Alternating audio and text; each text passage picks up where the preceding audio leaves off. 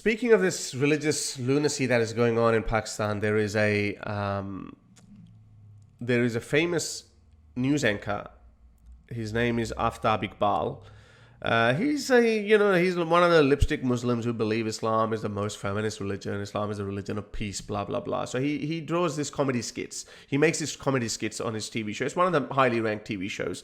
In one of the shows, he was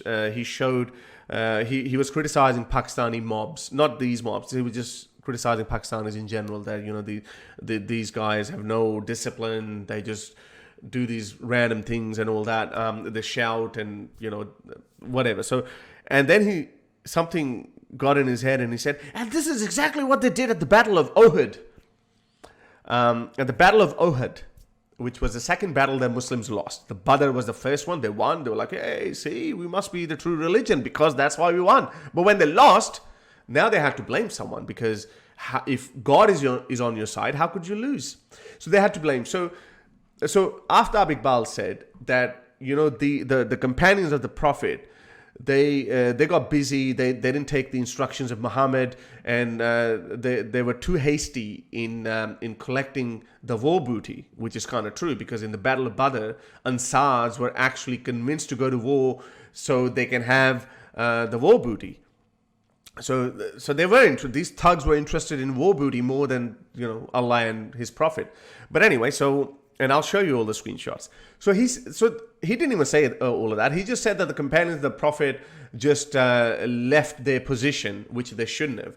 But and all the Pakistanis went nuts, and they started this. It's like the pastime. Just who can they find to accuse them of blasphemy? So the very first trend, it was like Aftab Iqbal is the blasphemer of the companions, not even Muhammad now, companions.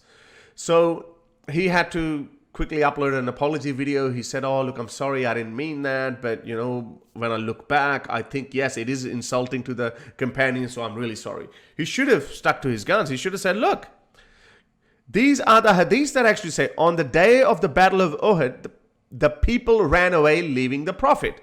And Abu Talha was the only one who was shielding the Prophet with his shield in front of him. It's a Sahih Bukhari hadith. It's Sahih. I remember in my school, that's what we were taught, because that's the first question that pops in your head. If God is on your side, how could you lose the battle? So they had to find a scapegoat. So they said that the companions, they ran away. That's why they lost the battle. But it's actually very interesting. So because now we're talking about Battle of Uhud, I think it's very interesting. And I'll tell you the character of Muhammad, what kind of a human he was. So have a look at this Quranic verse. It's chapter 5, verse 67. It says that Allah, God, will defend you from mankind. So now Allah is saying that to Prophet Muhammad, that Allah will save you. Allah will protect you. Okay, don't worry about anything. You go to wars or whatever. So just remember this. And there are plenty of other verses like that. I just, in a hurry, I just found this one. What kind of a...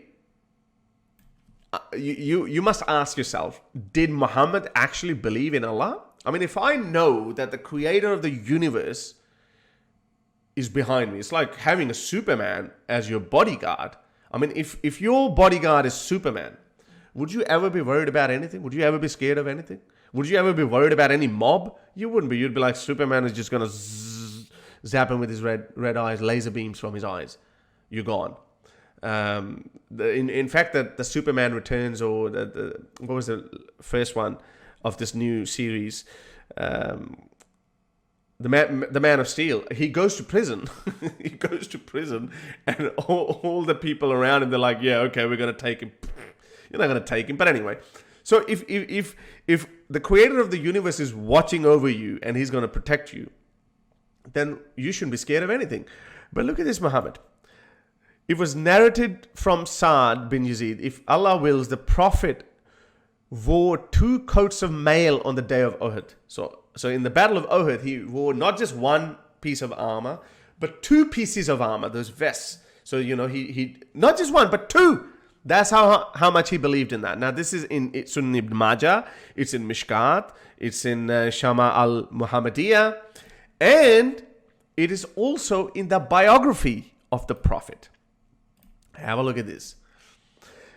When Muhammad was running, because his companions had left him, when Muhammad was running away, No God came, no angels came, no bolts of lightning struck the Quraysh. So when Qurayshis came over the mountain, when suddenly a troop of Quraysh came to the mountain, the apostle made for a rock on the mountain to climb it. He had become heavy by reason of his age. So he was an old man, so he couldn't really quickly climb the rock.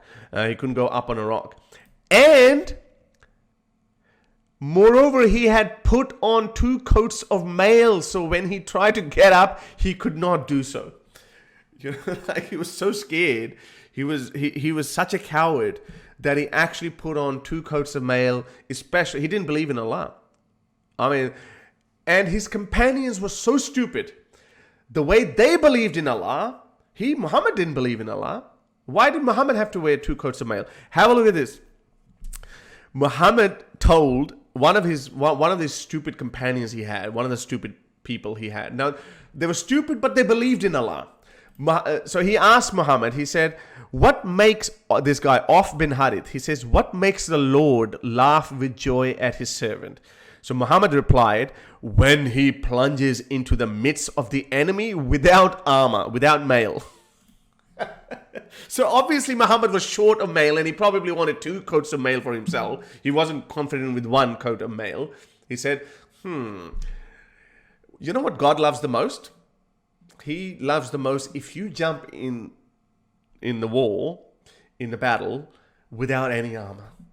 He goes, guess what happened to that idiot? Now drew off, so he took off the mail coat and that was on him and threw it away. Then he seized his sword and fought the enemy till he was slain.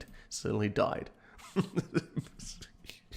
mean, these guys are so stupid. And look, Muhammad would have been like, I want his armor. How do I get it? Because I've only got 1 armor. 1 armor is not good enough. How do I get his armor? And Muhammad obviously didn't care about it. He said, you know what? God will like you if you give me your armor. So that would have been too obvious. So he said, you know what God loves?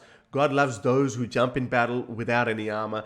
And he took off his armor and went for it. And then he put it on. He's like, yep, that's good. And then he couldn't climb when he was retreating. When he was running away from the battle, he couldn't climb on that rock because he was too heavy by this coat of mail. So that is the character of Muhammad. And that's not it.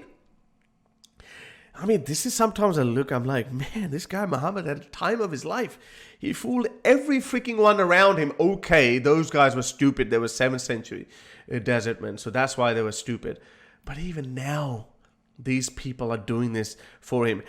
Have a look at this. So when Muhammad was captured, a lot of people believe that Muhammad had been killed because they couldn't see him anyway. And now this is not like, hundreds of thousands of people fighting. It's only a few hundred and maybe maximum 1,000 people fighting. So you can see that who's alive and who's not, and the dead bodies there. So Muhammad is like, so people thought that, Muhammad, our prophet is dead. What are we going to do now? The apostle has been killed, according to what Al-Zahri told me. So there was a rumor that Muhammad is dead. But then Ka'b said, I recognize his eyes gleaming from beneath his helmet. And I called out at the top of my voice, take heart, you Muslims. This is the apostle of God. But the apostle signed to me to be silent. So Muhammad was hiding underneath the corpse, pretending to be dead. But then he just looked. He's like, oh. And then this guy goes, hey, prophet, you're alive. Hey, guys, look, our prophet is alive. And Muhammad's like, shut up, man. That's going to attract all the bad guys to me. And then they're going to make sure I'm dead. This is written. So that was the character of Muhammad. And then these guys jump up and down over that kind of a man. He was pretending to have died so he doesn't have to fight. He doesn't have to face the music. He was no Julius Caesar. He was no Alexander the Great. To help me produce more videos like these, support me on Patreon or PayPal.